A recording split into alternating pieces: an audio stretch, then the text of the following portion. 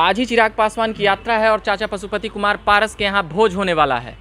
उसको लेकर लोक जनशक्ति पार्टी के कार्यालय में जो भोज होने वाला है, तो विनीत जी जो प्रवक्ता हैं, अभी इनसे जानेंगे, लोक जनशक्ति पार्टी के प्रदेश प्रवक्ता हैं, तो वो भोज करा रहे हैं और कई एलजेपी के नेताओं का क्या कुछ कहना है, ज़रा बताएंगे।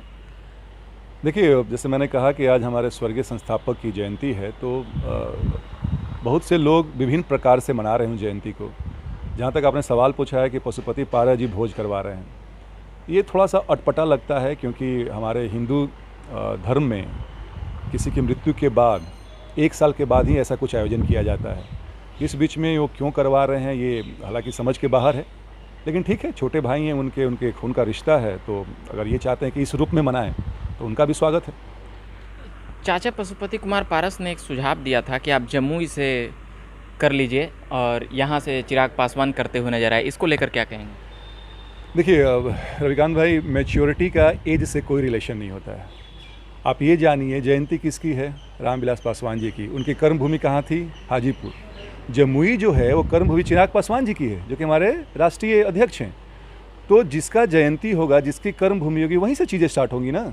तो ये कहना कि जयंती किसी और का है या कर्मभूमि किसी और का ही स्टार्ट कर दें, वो कहना बिल्कुल गलत है। आज जिस प्रकार से चाचा और भतीजे का जो संबंध रहा है चिराग पासवान जी और इनका, तो अब इसको लेकर जो लोक जनशक्ति पार्टी में 2 धड़ा बन चुका है जी, तो इस पर क्या कहेंगे? देखिए, बचपन में आपने कहावत सुना होगा, लालच बुरी बला है। और एक चिराग पासवान जी, क्योंकि मैं उनको जानता हूँ, अपने चाचा जी को पिता तुल्य मानते थे। अगर दिन में जितनी बार मिले उतने बार भी चरण स्पर्श करते थे। तो और आपको कितनी मोहब्बत चाहिए? अहमद फराज एक शायर हुए हैं पाकिस्तान के, वो कहते हैं कि और तुझे कितनी मोहब्बत चाहिए फराज, माओ ने अपने बच्चों के नाम तुम पे रख दिए।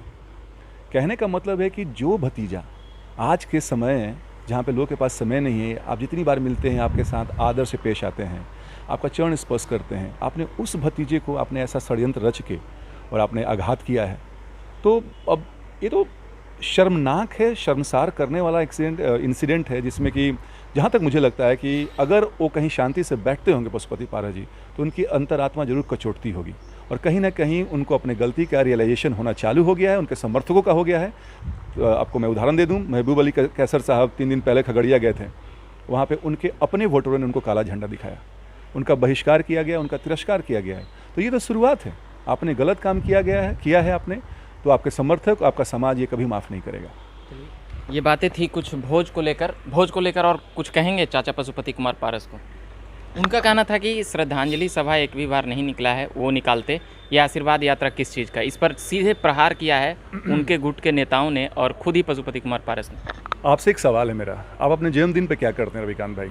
जहाँ तक मुझे लगता है कि जन्मदिन पे आप अपने इष्ट देव को प्रणाम करते हैं, अपने माता पिता से आशीर्वाद लेते हैं, अपने बंधु बांधवों के साथ रहते हैं और अच्छा समय बिताते हैं।